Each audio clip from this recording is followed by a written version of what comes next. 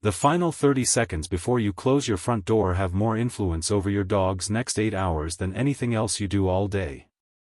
Not the walk you gave them that morning. Not the food in their bowl. Not the toys on the floor. Those 30 seconds. And in almost every home, owners spend them doing something that feels kind but actually works against everything they are trying to achieve. They say a long goodbye. They offer one last stroke. They promise they will be back soon, in a voice full of emotion. But your dog does not understand the promise. They understand the tension in your body, the hesitation in your movements, and the emotional weight in your voice.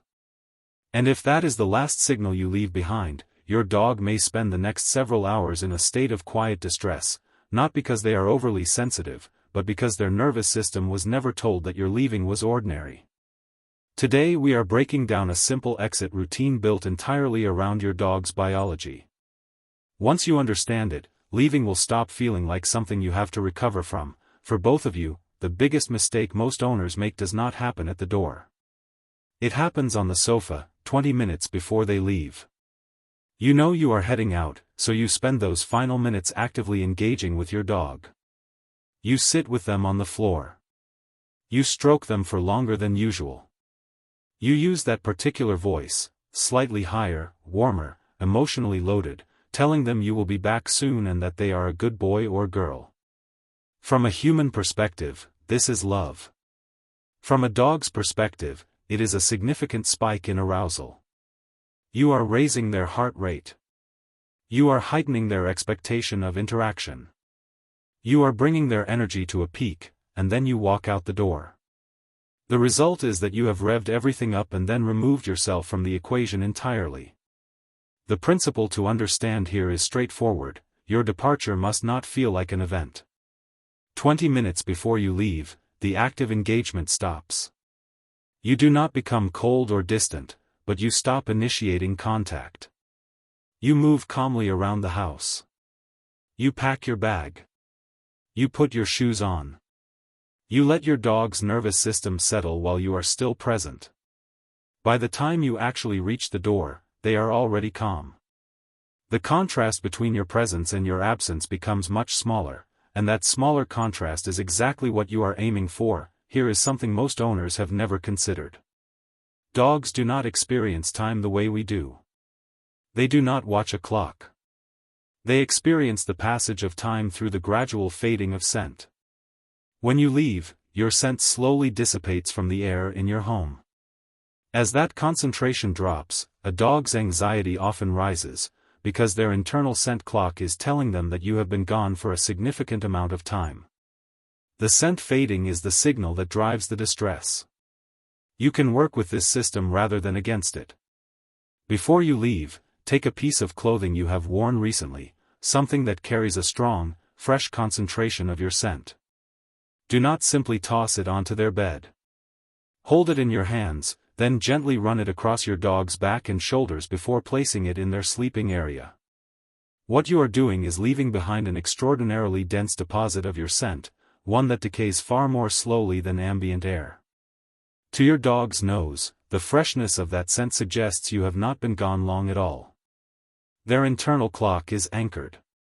The anxiety that would otherwise build gradually through the day has far less to feed on. There is a neurological truth about dogs that changes everything once you understand it. A dog cannot be in a state of foraging and a state of distress simultaneously. These two states are physiologically incompatible. Distress activates the part of the nervous system responsible for fight or flight. Foraging activates the opposite, the part responsible for calm, focus, and physical relaxation. So as you prepare to leave, do not hand your dog a treat from your palm that brings their focus to you and to your departure. Instead, without making any announcement, scatter a small handful of high-value treats across the floor, or tuck them into a snuffle mat or puzzle toy. The moment their nose goes down, something shifts in their brain. They enter seeking mode. Their focus narrows entirely onto the task in front of them. Stress hormones drop and the brain's reward system activates. By the time they have found the last treat, you are already gone.